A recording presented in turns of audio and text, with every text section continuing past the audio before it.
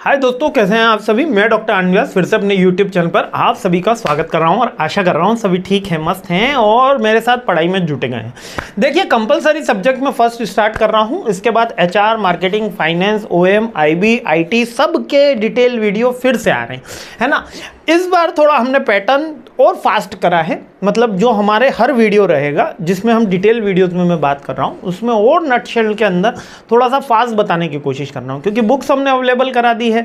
थोड़ा आपके पास भी बुक्स अवेलेबल होंगी, है ना। तो जहाँ से भी आपके पास मैटर है ऑलरेडी बना हुआ होगा, तो मैं क्विक रिवीजन फॉर्म के अंदर ही करा रहा हूँ, यानी कि यूनिट फर्स्ट का अपन रिवीजन वीडियो टाइप ही देख रहे हैं, जो एक तरीके से फास्टेस्ट रिवीजन हम अपने इतिहास में करने वाले हैं, क्योंकि एक समय काफ़ी कम है। अंतिम प्रहार की सीरीज भी आएगी, तो अब कोई ये मत बोलना मेरे से कि सर अंतिम प्रहार ही करके चला जाऊं तो हो जाएगा क्या ऐसा कर लूंगा तो हो जाएगा क्या, डिटेल वीडियो ही काफ़ी रहेंगे। तो देखिए, दोनों चीज़ें ज़रूरी है, अंतिम प्रहार भी ज़रूरी है क्योंकि इंपॉर्टेंट क्वेश्चन आपके ब्रेन को थोड़ा सा एक्सटेंड करते हैं और आपको इंपॉर्टेंट क्वेश्चन से थोड़ा मदद मिलती है कि आपने जो याद किया है, जो समझा है वो सही समझा है और उसको अच्छे से और याद करा जाए, है ना। और उनमें से हिट तो होते ही हैं, सारा इतिहास आपके सामने ही है, आप हमसे कब से जुड़े हुए हैं, आपको सारी चीज़ें पता है, लेकिन डिटेल वीडियो भी उतने इंपॉर्टेंट है। चलिए, बिना कोई वक्त गवाए अब सीधे अपन वीडियो पे आते हैं।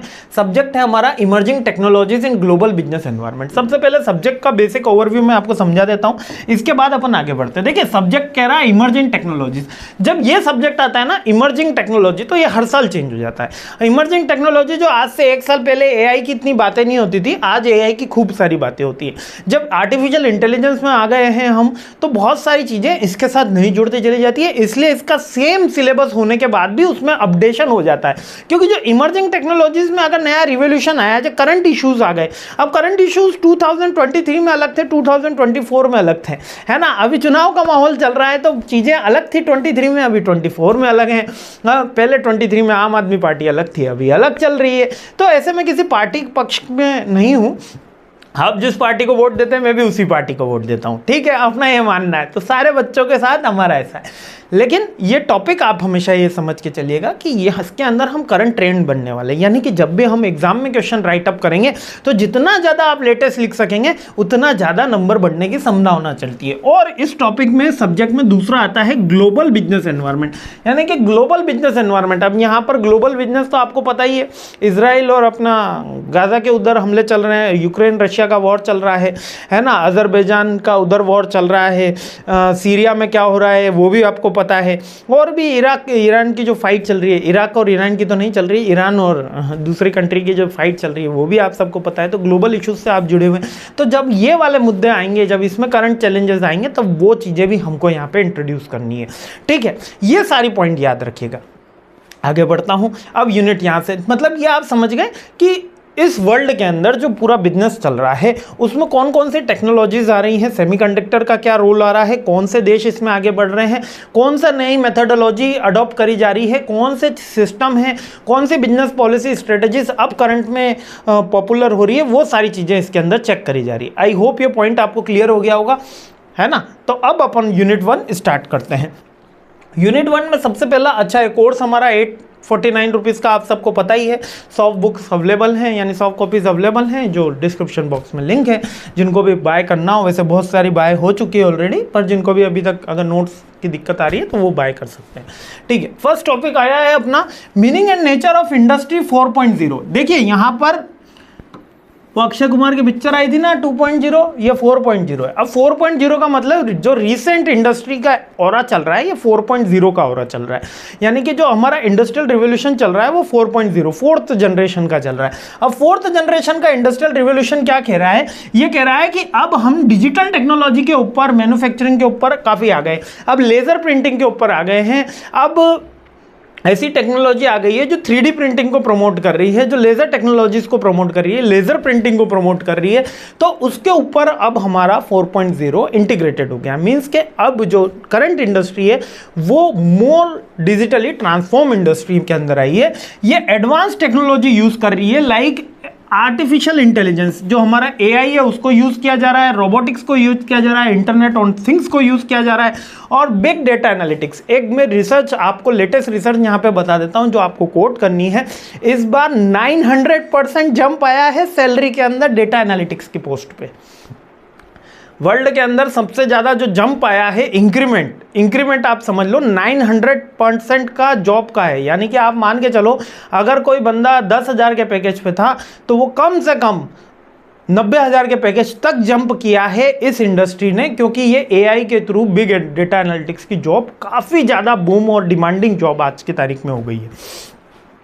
ठीक है, स्मार्ट फैक्ट्रीज बन रही है। अमेजोन ने बना दिया अपना फर्स्ट, आप सबको पता ही होगा वैसे तो, अमेरिका में लॉन्च हो गया है स्मार्ट रिटेल आउटलेट है, जिसके अंदर कोई भी एम्प्लॉय नहीं होगा, केवल गेट पे एक एम्प्लॉय होगा जो आपका अमेजोन का एप्लीकेशन स्कैन करेगा। इसके बाद आप कोई भी प्रोडक्ट उस रिटेल आउटलेट से अपने बकेट के अंदर पिन आइए डालिए और बाहर ले जाइए। जैसे ही आप उस मॉल के बाहर निकलेंगे उसका बिल ऑटोमेटिकली आपके अमेजोन के अकाउंट से कट जाएगा। ये होता है स्मार्ट फैक्ट्रीज जो अपने आप ही सारी चीज़ें कर रही है। तो ये आप एग्जांपल लिख सकते हो, ये 4.0 है ना। ये इंडस्ट्रियल रिवोल्यूशन में क्या क्या हुआ है तो आपको नटशेल में याद रखना। आर्टिफिशियल इंटेलिजेंस आ गए, रोबोटिक्स आ गए, यहाँ पे ड्रोन भी लिख सकते हो आप, है ना, और इंटरनेट ऑन थिंग्स भी आ गए हैं, और बिग डेटा एनालिटिक्स। अभी लेटेस्ट ट्रेंड के अंदर कौन कौन सी चल रही है ये देखना होगा। अब जहां पर लेटेस्ट ट्रेंड, पिछले साल के लेटेस्ट ट्रेंड में मेरा डिफरेंस आएगा। अब जो आप पिछले साल का अगर वीडियो अगर देखोगे जाके यूनिट 1 का, तो वो चीज़ें अलग है, ये चीज़ें अलग है, थोड़ा सा सिमिलर हो सकता है लेकिन अदर चीज़ें, इसलिए मैं ये वीडियोस देखने की आपको गुजारिश करता हूँ। ठीक है, सबसे पहला लेटेस्ट ट्रेंड में क्या आ रहा है, एआई और मशीन लर्निंग बहुत ज़्यादा इंटेंसिव यूज में आने लग गई है। किसमें, इंडस्ट्रियल रिवोल्यूशन के लेटेस्ट ट्रेंड के अंदर। Then cyber physical system connecting physical device by the digital network, real time monitoring, real time में मॉनिटरिंग होने लग गई। यानी कि जब जियो ने 5G लॉन्च किया था तो एक डॉक्टर ने दूर बैठे बैठे मुंबई में ऑपरेशन किया था।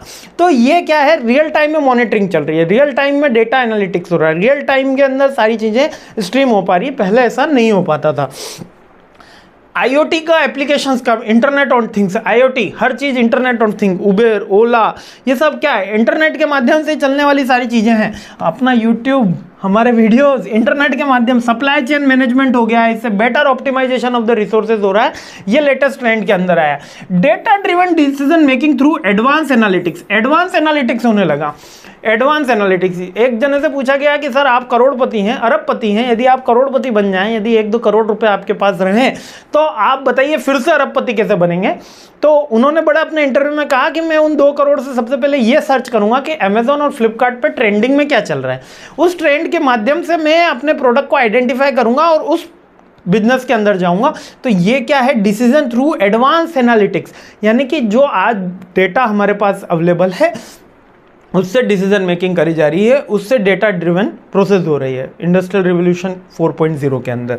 ठीक है, ऑगमेंटेड रियलिटी, ऑगमेंटेड रियलिटी पे पूरी डिटेल में बात करेंगे। एक ऑरा क्रिएट होता है, अपना अवतार क्रिएट हो जाता है, ऑगमेंटेड रियलिटी। वर्चुअल रियलिटी भी आप सभी देख चुके, VR हैंडसेट वो वर्चुअल रियलिटी में आता है।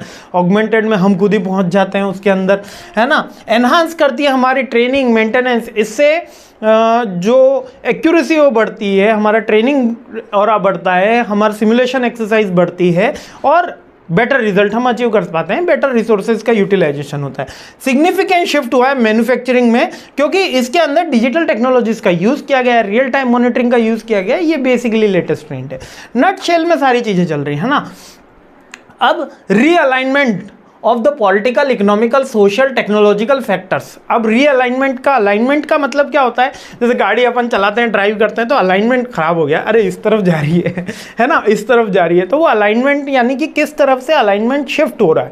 पहले पॉलिटिकल फैक्टर्स के अंदर अलग बातें होती थी, अब पॉलिटिकल फैक्टर्स के अंदर अलग बातें होती हैं। अब सोशियो फैक्टर्स, इकोनॉमिक फैक्टर्स के अंदर क्या क्या चेंजेस आए हैं ये एग्जामिनर जानना चाह रहा है। तो सबसे पहले पॉलिटिकल फैक्टर्स, केवल पहले इंडियन पॉलिटिक्स पे ही बात होती थी, अब वर्ल्ड पॉलिटिक्स के ऊपर बात होने लग गई है। और supply chain, global supply chain को इफेक्ट कर रहा है। देखिए मैंने आपको स्टार्ट में बोला कि यूक्रेन रशिया वॉर, वहां से गेहूं का इंपोर्ट होता था काफी, है ना, इंडिया में नहीं, बहुत सारी कंट्रीज में होता था। इंडिया तो लार्जेस्ट एक्सपोर्टर में से एक रहता है। तो एक्सपोर्ट इंपोर्ट होने से क्या होता था वर्ल्ड में जो ग्लोबल सप्लाई चेन है वो अब किस पे शिफ्ट हो गया है, वो एक कंट्री, जो दो कंट्रीज आपस में वॉर कर रही हैं, तो हमारी इकोनॉमी पे भी इंपैक्ट आ रहा है। तो ये आजकल पॉलिटिकल फैक्टर्स के अंदर हम किस पे, ग्लोबल सप्लाई चेन पे बात कर रहे हैं, इंडियन सप्लाई चेन पे ही बात नहीं हो रही है। Political instability impacting investment decision, जिस देश में पॉलिटिकल इनस्टेब्लिशमेंट रहेगा, यानी स्टेबिलिटी कम रहेगी, उस देश में इन्वेस्टमेंट लो हो जाता है। ये आज की तारीख है। पाकिस्तान में इन्वेस्टमेंट लो होने का कारण वहाँ पर कोई नेचुरल रिसोर्सेज की कमी नहीं है, वहाँ पे नेचुरल रिसोर्सेज तो आज भी उतने ही ज़्यादा हैं जितने हमारे यहाँ पे यूपी में है ना, मतलब रिचेस्ट, मतलब वहाँ पे कहा जाता है कि सबसे ज़्यादा फर्टाइल लैंड अगर किसी के पास है तो पाकिस्तान के पास है, लेकिन फिर भी वहाँ पर फॉरेन इन्वेस्टमेंट है वो कम हो रहा है। क्यों? क्योंकि पॉलिटिकल इनस्टेबिलिटी। आज पॉलिटिकल स्टेबिलिटी बहुत ज़रूरी है किसी भी एक कंट्री का इन्वेस्टमेंट दूसरी कंट्री में करने के लिए, है ना। नेक्स्ट, ये पॉलिटिकल फैक्टर्स हो गए। इकोनॉमिक फैक्टर्स के अंदर powers influence global trade pattern. Global trade pattern से आप देखिए, ग्लोबल ट्रेड पैटर्न में आपको यहाँ पर चाबा पोर्ट का बारे में एग्जाम्पल लिखना होगा।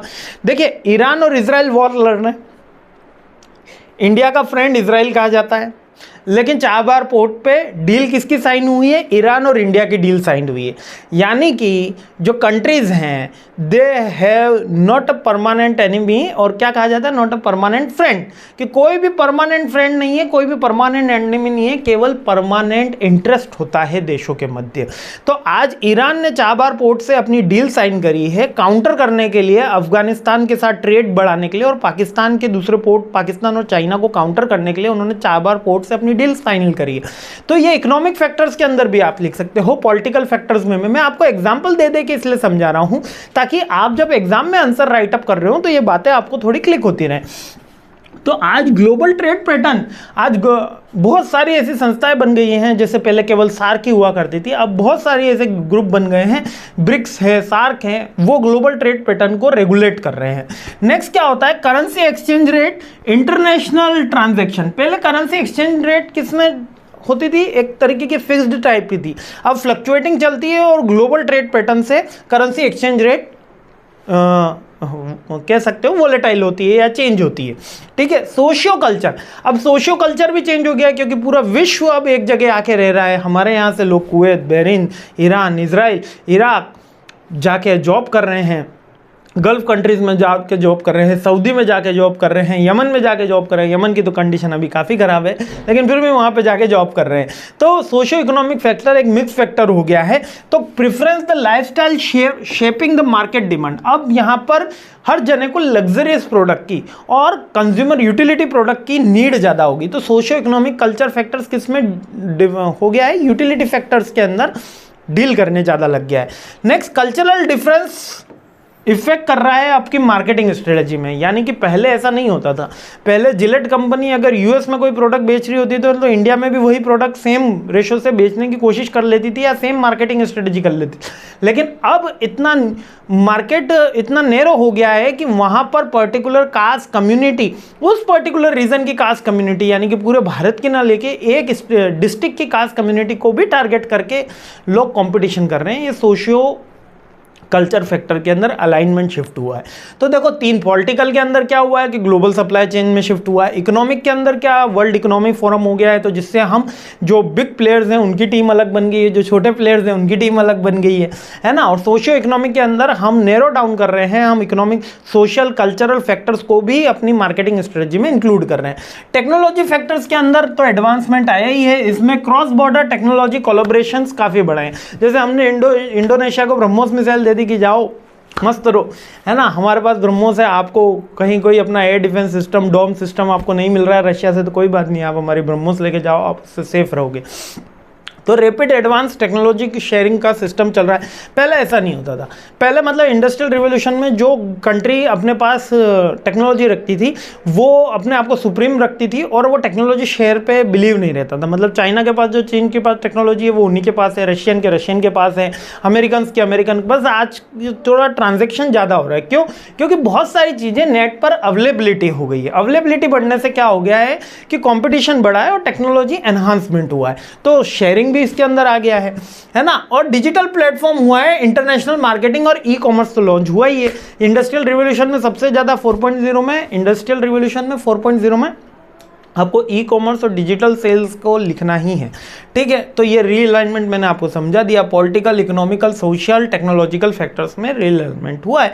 और अपने ई कॉमर्स मॉडल आया है, डिजिटल बैंकिंग आई है, डिजिटल मार्केटिंग लॉन्च हुआ है। पॉलिटिकल फैक्टर्स के अंदर आप केवल इंडियन पॉलिटिक्स नहीं, वर्ल्ड पॉलिटिक्स पे बात हो रही है, वर्ल्ड सप्लाई चेन पे बात हो रही है।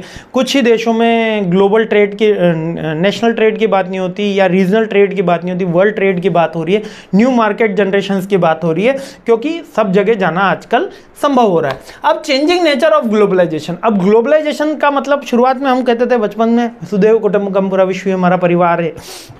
आजकल ग्लोबलाइजेशन में ऐसा नहीं रहा है, कोई भी परमानेंट फ्रेंड नहीं है, कोई भी परमानेंट एनिमी नहीं है, केवल परमानेंट इंटरेस्ट है, और यह वास्तविकता सत्य है।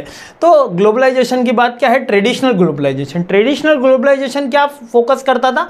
केवल मार्केट और production facility across the border, यानी कि हमको अमेरिका जाना है, हमको बांग्लादेश जाना है और वहाँ जाकर अपना माल बेचना है, बस यही ग्लोबलाइजेशन का मतलब था। उनसे यहाँ पर माल मंगवाना है और यहाँ पर माल बेचना है, और एक स्टैंडर्ड कर देना होता था कि ये प्रोडक्ट का स्टैंडर्ड है, इस स्टैंडर्ड का माल आना चाहिए और यहाँ पे माल आना चाहिए, इस क्वांटिटी में आना चाहिए और इस प्राइस रेंज में हो तो बढ़िया है, नहीं तो प्राइस रेंज भी वही डिसाइड करते थे।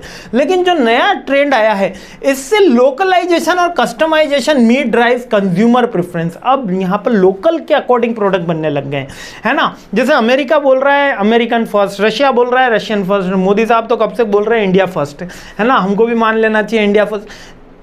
हर जना हर जगह के अनुसार प्रोडक्ट में अपनी चेंजिंग कर रहा है। यानी कि पहले क्या हो रहा था, पहले ऐसा हो रहा था कि जो बायर को, अमेरिकन बायर को प्रोडक्ट मिल रहा है, वही अमेरिकन कंपनी इंडियन बायर्स को भी दे रही थी, तो उनको प्राइस रेंज ज़्यादा लग रही थी। उन्हें लगा कि नहीं, इंडियन बायर्स के लिए हमको यहाँ पे लोकलाइज कुछ डिफरेंट प्रोडक्ट बनाने होंगे। ऐसी बहुत सी बार है एप्पल का स्टोर इंडिया में आया, इतने सालों से नहीं आया, अब क्यों ज़रूरत हुई उन्हें इंडिया के आने के लिए? क्योंकि ये नया ट्रेंड है ग्लोबलाइजेशन का। इसमें उनका स्टोर, वो पहले भी काम तो चल ही रहा था, माल तो आ ही रहा था, लेकिन अब वो कस्टमाइजेशन करना चाहते हैं, वो इंडियन बायर्स को समझना चाहते हैं, वो इंडियन बायर्स की मेंटलिटी को समझना चाहते हैं, वो वहाँ से ड्राइवर डेटा लेके विदाउट थर्ड पार्टी वो यहाँ पर सेल एनहांसमेंट करना चाहते हैं। तो इंक्रीज रिलायंस और ग्लोबल सप्लाई चेन। अब ग्लोबल सप्लाई चेन के ऊपर रिलायंस बढ़ चुका है, मतलब कि अब भरोसा हो गया कि हाँ, अब मैंने अगर कहीं से ऑर्डर किया है तो वो आएगा ही। पहले ऐसा नहीं था, पहले क्या समझा जाता था, अरे फॉरेन से माल मंगाएंगे बहुत दिक्कत है, एजेंट नहीं मिलेगा, फिर इसकी प्राइस ज़्यादा होगी। लेकिन अब सारी, जैसे बहुत सारी वेबसाइट है, अलीबाबा है ना, अली एक्सप्रेस है, तो बहुत सारी वेबसाइट है जहाँ पर हम ये B2B की सेलिंग काफ़ी इजीली हो जाती है, एजेंट अवेलेबिलिटी हो जाती है, और गवर्नमेंट ने भी इसमें काफ़ी इनिशिएटिव लिया है, जिससे ये ग्लोबल सप्लाई चेन एक रिलायबल सोर्स से आ रही है। नेक्स्ट क्या हो रहा है, ऑनलाइन प्लेटफॉर्म्स बढ़ गए। ये तो मैंने आपको अलीबाबा वगैरह वो सब बता ही दिया। ये सारी की सारी चीज़ें चेंजिंग नेचर के अंदर आई है ग्लोबलाइजेशन में। यानी कि पुराना ग्लोबलाइजेशन और आज के ग्लोबलाइजेशन में क्या डिफरेंस है, एक इंपॉर्टेंट क्वेश्चन बनता है ना। यहाँ तक बात आपको समझ में आ चुकी है। आइए आगे बढ़ते हैं। Changing nature of regulatory environment, natural environment और न्यू एज इथिक्स। अब चेंजिंग नेचर क्या है रेगुलेटरी एनवायरनमेंट का? रेगुलेटरी एनवायरनमेंट पहले एम्फेसिस था केवल, जैसे सऊदी का पहले का एम्फेसिस, आज दुबई तरक्की क्यों कर रहा है? दुबई तरक्की इसलिए कर रहा है क्योंकि वहाँ पे वुमेन एम्पावरमेंट को जोड़ दिया गया, वहाँ पे फेमिनिज्म को जोड़ दिया गया, वहाँ पे वर्ल्ड के ऐसे फोरम को जोड़ दे रहे हैं जिसको उन्होंने काफ़ी सालों तक अडॉप्ट नहीं किया था, है ना। मंदिरों भी बन रहे हैं, मतलब वहाँ पर कुछ कास्ट कम्युनिटी की बात नहीं है, कास्ट कम्युनिटी की बात नहीं, वहाँ इक्वलाइजेशन की बात अब शुरू हो गई। जब यहाँ पर इक्वलाइजेशन बात शुरू हो जाएगी तब अपन आगे बढ़ेंगे। 1 सेकंड का ब्रेक लेता हूँ। हाँ, तो वीडियो वापस से शुरू करता हूँ। यहाँ पर रेगुलेटरी एनवायरनमेंट और नेचुरल एनवायरनमेंट की बात हो रही है कि पहले रेगुलेटरी जो एनवायरनमेंट था वो किसी एक देश को लेकर ही जोड़ा जाता था। हम हमारे देश के लिए ही इकोनॉमी डिसाइड करते थे, हमारे देश के लिए ही लॉ डिसाइड करते थे, यही सारी चीज़ें करते थे। लेकिन अब क्या हो गया है, अब जो हमारा रेगुलेटरी एनवायरनमेंट है, एक तो वर्ल्ड फोरम को भी ध्यान में रख के बनाया जाता है और डेटा की बड़ी इंपॉर्टेंस होगी। कहा जा रहा है कि अगला जो मोस्ट इंपॉर्टेंट वेपन होने वाला है वो होने वाला है डेटा। हर जना, हर कंपनी आपको ट्रेस करने में लगी कि आप क्या खाते हैं, क्या पहनते हैं, कहाँ जाते हैं, कहाँ नहीं जाते हैं, आपकी क्या पसंद है, क्या नहीं पसंद है, आप कितना पढ़े हुए हैं, कितना नहीं पढ़े हुए। तो आजकल डेटा प्राइवेसी के रेगुलेशन काफ़ी जोर शोर से चल रहे हैं, ठीक है, ये रेगुलेटरी एनवायरनमेंट में काफ़ी आया है। एक मार्केट डायनेमिक्स, यानी कि आपको कुछ जैसे मोनोपोली, जैसे कि कहा जाता है गूगल मोनोपोली कर देता है, उसने एंड्रॉयड पूरा ज़बरदस्ती एंड्रॉयड के हमारे सॉफ्टवेयर इंस्टॉल कर करके उसने मोनोपोली कर लिया। आज हम सर्च इंजन बिंग कितना ट्राई करते हैं, नहीं के बराबर, और गूगल कितना ट्राई करते हैं, दिन में से 2-3 बार तो कर ही लेते हैं।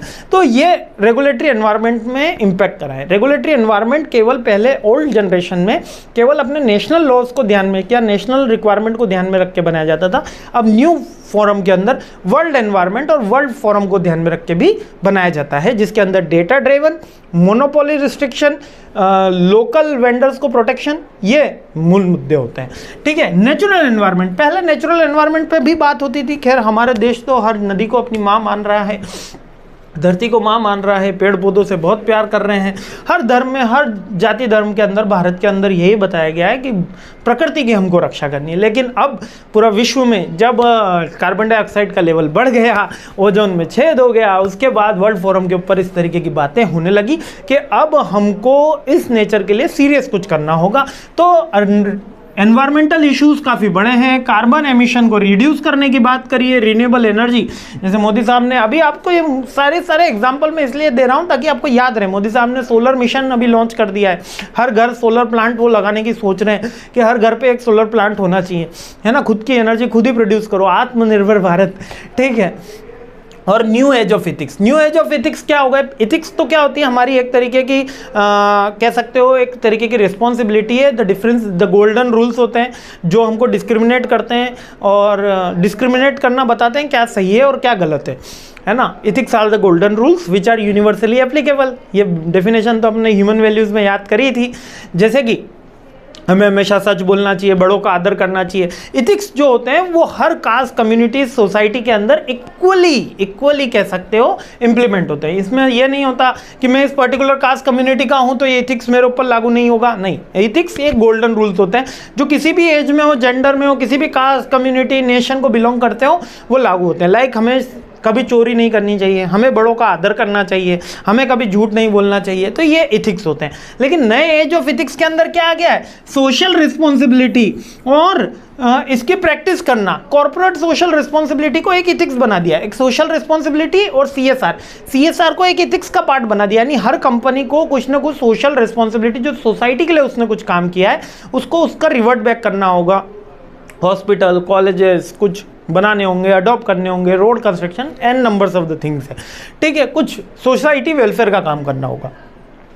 इथिकल इम्प्लीमेंटेशन, हाँ, जैसे कि ethical implementation of the emerging technologies AI के अंदर शुरू हो गया है। बायोटेक्नोलॉजी में भाई वो हमारे टेस्ला, इलॉन मस्क साहब कह रहे हैं कि दिमाग में चिप लगा देंगे, जिससे क्या होगा आप सब सुन चुके, ट्रायल हो भी रहा है, जिससे आपके सारे घर के गैजेट्स केवल आप सोचोगे और वो चलने लग जाएंगे। लाइट, टीवी, फ्रिज, है ना, कंप्यूटर वगैरह, वो सारी चीज़ें चलने लग जाएगी। तो बायोटेक्नोलॉजी में इथिक्स का यूज़ किया जाए और एआई के अंदर भी इथिक्स का यूज़ किया जाए। यानी कि जो डीप फेक वीडियोज़ आ रहे हैं, जो फेक वीडियोज़ आ रहे हैं, जो एक्चुअल में एग्जिस्ट नहीं कर रहे हैं लेकिन वो बनाए जा रहे हैं, है ना, वो न्यू एज ऑफ इथिक्स के अंदर है। यानी कि कौन सी ऐसी चीज़ें यहाँ पर सारे कास्ट कम्युनिटी मान रहे हैं कि हाँ, डीप फेक वीडियोज़ नहीं बनाने चाहिए, किसी के साथ किसी की प्राइवेसी का हनन नहीं होना चाहिए, है ना, सीएसआर हर कंपनी को करना चाहिए, ये पूरा वर्ल्ड मान रहा है, ठीक है। इसकी कंक्लूजन में हमने ये बोल दिया है कि रेगुलेटरी एनवायरनमेंट कैसे शिफ्ट हुआ है। नेचुरल एनवायरनमेंट में अब हमको ज़्यादा अवेयरनेस देखने को मिली है और कार्बन एमिशन के ऊपर ज़्यादा जोर दिया जा रहा है। और यहाँ पर वाटर, रेन वाटर हार्वेस्टिंग, ये एक इम्पॉर्टेंट फैक्टर्स भी आ रहा है ना, जो नए इमर्जिंग टेक्नोलॉजीज में हमको देखने मिल रहा है। वैसे बात पुरानी है लेकिन नए लिफाफे के अंदर पैक करके बोली जा रही है। अब आ जाते हैं लास्ट। देखो वीडियो हो गया है 22-23 मिनट का, लेकिन मैं डिटेल वीडियोस के अंदर चल रहे हैं, तो थोड़ा सा आप मेरे को सुनिए अच्छे से, क्योंकि लास्ट टॉपिक है और इसके बाद ये यूनिट कंप्लीट हो जाएगी। जो कॉलेज के अंदर करने में प्रोफेसर एक हफ्ता ले रहे हैं, वो हम कोशिश कर रहे हैं कि आधे से पौन घंटे के अंदर आपको समझा दिया जाए। तो मुझे मालूम है, मुझे सुनना आधा घंटा काफ़ी मुश्किल है, क्योंकि मेरे इस बार हंसी मजाक थोड़ी कम भी हो रही है, थोड़ा सा दाढ़ी भी बढ़ गई है, तो सारी चीज़ें हो रही है, लेकिन आप सबके लिए मेहनत पूरी चल रही है क्योंकि आपके एग्ज़ाम काफ़ी नज़दीक आ गए, है ना। तो जल्दी से अपन इसको पढ़ लेते हैं ताकि अपन ये सारी चीज़ें सीख सकें, ठीक है। तो इसीलिए मैं बता रहा हूँ, देखो 1-2 महीने और हैं बस अपने पास, 2 महीने और हैं, जून में एग्ज़ाम आ जाएंगे, मई चल रहा है ना, मई और जून 1.5 महीना आप मेरे साथ जी तोड़ मेहनत कर लीजिए, आपको जीवन में आनंद आ जाएगा।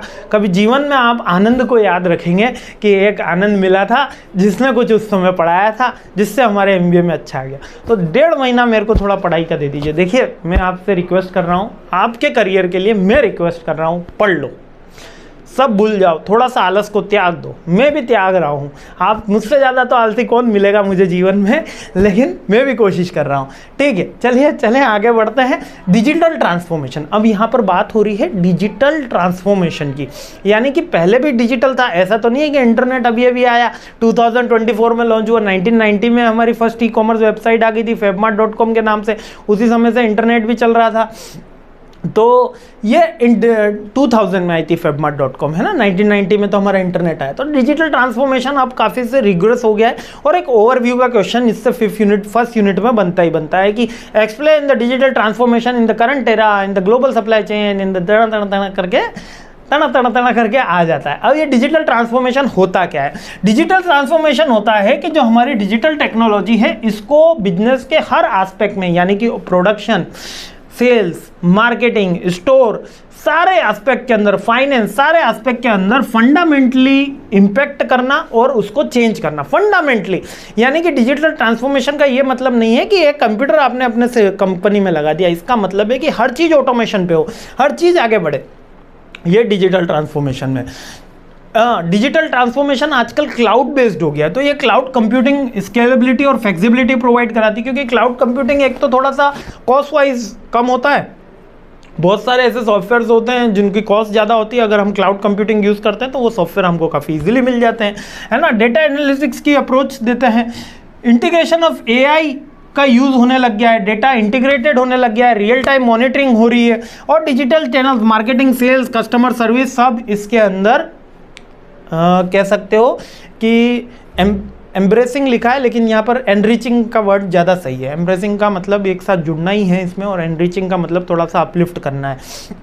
तो की कंपोनेंट्स में अगर अपन डिजिटल ट्रांसफॉर्मेशन में लिखेंगे तो AI का involvement, real time monitoring, business के सारे एस्पेक्ट में फंडामेंटल चेंज, ये डिजिटल ट्रांसफॉर्मेशन में आया है। इसके बेनिफिट और चैलेंजेस पूछे जाते हैं, तो बेनिफिट तो वही है कि हमारे रिसोर्सेज का यूटिलाइजेशन बढ़ा, सस्टेनेबल डेवलपमेंट हुआ, ओवरऑल कॉम्पिटिटिव एडवांटेज हुआ, रियल टाइम मॉनिटरिंग हुई, वेस्टेज कम हुआ, ये इसके एडवांटेजेस हैं। और अगर चैलेंजेस की बात करी जाए तो डेटा में सबसे बड़ा चैलेंज क्या होता है? उसकी सिक्योरिटी का, प्राइवेसी कंसर्न का, है ना। तो साइबर सिक्योरिटी होता है, और बहुत सारे एम्प्लॉय रेसिस्टेंस टू चेंज होते हैं। भाई हम क्यों बदलें, हम 10 साल से इस कंप्यूटर पे काम कर रहे हैं, अब हम AI की नई चीज़ें क्यों सीखें, ChatGPT क्यों सीखें, अब हमको नई चीज़ें सीख के करना क्या।